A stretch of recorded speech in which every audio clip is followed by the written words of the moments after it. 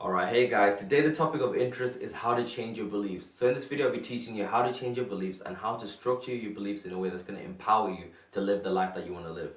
But the first thing that we must understand is that all human behavior has a reason behind it. Everything that you display or everything that other people display has a reason behind it. It's purpose driven, right? All our behavior is belief driven. There's a reason why we do what we do. But for the most part, a lot of us aren't consciously aware as to why we do what we do, okay? But all behavior is belief driven. So the first thing you need to understand is what is a belief, right? So all a belief is a feeling of certainty towards an idea. That's all it is. And it can easily be changed. But a lot of us think that, a belief is something that just holds you down. It's like, I can't change my beliefs. I'm just stuck this way. No, it's something that you can change because all a belief is just a feeling of certainty towards an idea. So when somebody says to you, that I believe that I am a good tennis player, all they're saying is that I feel certain that I am a good tennis player. When somebody says to you, that I believe I am a good person, all they're saying to you is that I feel certain that I'm a good person. And what you feel certain about is what you're going to experience in your life. What you believe or what you feel certain is true for you is what you will experience on a consistent basis, regardless of whether it's actually true or not. So one good example of this is a guy called Roger Bannister. So Roger Bannister is the guy who ran the first 4-minute mile. So at the time, when Roger Bannister was about to run the first 4-minute mile, the mile under 4 minutes, everyone was telling him that it's not possible for the body to run that fast. It's not possible because many people had tried in the past and failed. Many people had tried to run in 4 minutes but came up short. Right, so he had no evidence, no reference experiences to tell him that it was possible for him. So how did he get himself to feel certain that he could run the mile in under 4 minutes? How did he get himself to feel certain that it was possible for the body to do so?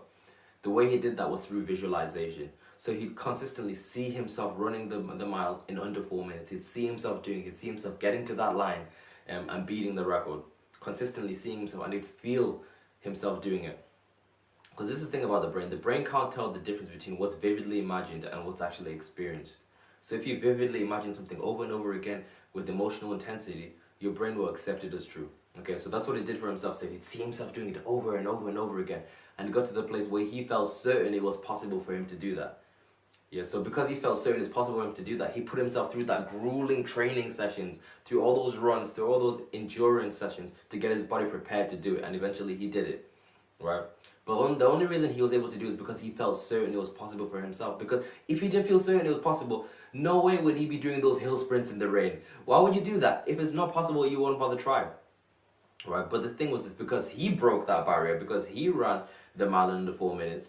It showed to many other runners that it was possible for them to run the mile in under 4 minutes. It was possible for the body to run the mile in under 4 minutes. And as a result of that, many other people began to run the mile in under 4 minutes. And now today, you've got kids as young as 13 years old running the mile in under 4 minutes, right?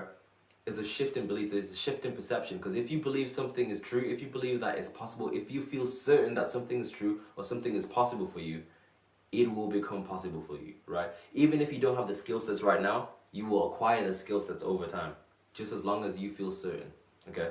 And that's what it is. So just like I said, what you feel certain is true for you is what you will experience. So if you feel certain that, I feel certain that, I will always be depressed, you will stay depressed, right? If you feel certain that, my life will never change, I'll always be stuck, I'll always be broke, you will always stay stuck and you always stay broke, right? Because your beliefs govern your life. They govern how far you can go, right? They govern your scope. So going back to the example that I gave you of the person who feels certain that they're a tennis player. If I was to ask the person, why do you feel certain that you're a good tennis player? More than likely they'll pull up references from the past that tell them so, right? If I ask you, why do you feel certain you're a good tennis player? They'll probably say, it's because I've won all these different championships. That's how I know I'm a good tennis player, because I've won these championships. I know I'm a good tennis player because my coach tells me so. I know I'm a good tennis player because the audience clap for me, so I know I'm good. But how can I shift that person's belief? How can I shift that person's feeling of certainty towards the idea that they're a good tennis player? I do that by getting them to question their references, to question the experiences that they had, to question whether they're true or not. And we do this to ourselves. This is how we create self-doubt. So with that person who believes that they're a good tennis player, I can ask them, did you win those championships because you were actually a good tennis player, or do you win because you're playing against weak opponents and you're just the best of a bad bunch? Boom, right there. I'm creating doubt now. Does your coach really believe you're a good player, or is he just saying that because you pay him money to coach you and he just wants to keep your financial resources? Boom, right? Did the audience really clap for you because you're good, or did they clap because they just like you and they want you to feel good because you're trying your best? Boom. See that? I'm questioning their experiences. I'm questioning the validity of their experiences, whether it's true or not. And that's what we need to do as well. If we've got limiting beliefs that tell us, I will always be broke, or I'll always stay stuck, I'll always stay depressed, more than likely, the reason we feel certain that's true is because that's all we've experienced in the past, right?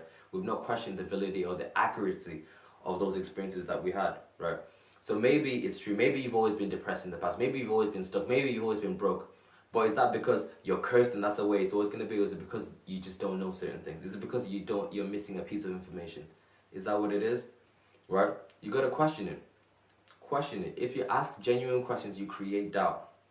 Another thing you can do is find references of people who will overcome what you're going through. So for example, if you're depressed and you're thinking, man, I'm always going to be depressed, I'm stuck, this is all there is for me, right? What you can do is you can find people who've overcome depression, find people who've got over it, find people who've got out on the other side stronger, find them, and then model what they've done, find out what they've did, and then give that a go, right?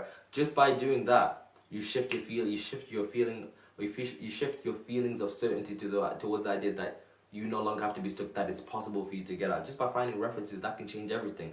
It can make you feel certain that it is possible for you to get out. And that's the most important thing. If you feel certain that it's possible for you to overcome what you're challenging, it will become possible for you. It will become possible. Even if you don't have the skill set right now, you will acquire that skill set.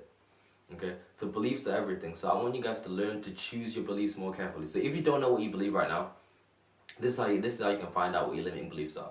Write down, ask yourself, what beliefs are holding me back right now? And then write down the first thing that comes into your mind.